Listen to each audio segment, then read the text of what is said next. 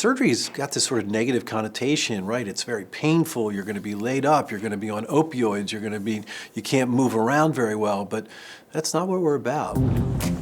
The first 20 years of my clinical practice, I was a mechanic. We're going to wind up using the OSSIOfiber anchors because I don't want to have any metal in this man's body. And then the last 10 years, really much more of a biologist. You ready? Ready. All right, let's do it.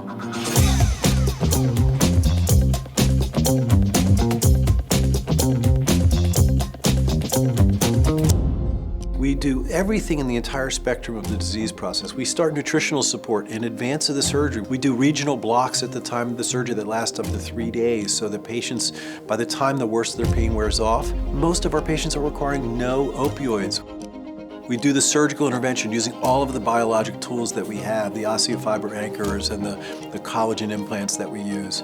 And then we use laser afterwards as well to reduce inflammation, pain, and then we start early range of motion and movement, and that nutritional process continues on for 2 weeks as well. So it's not just the 45 minutes in the OR, it's that whole package that we really feel brings an incredible experience for our patients. That's what we're talking about right there, people. OSSIOfiber.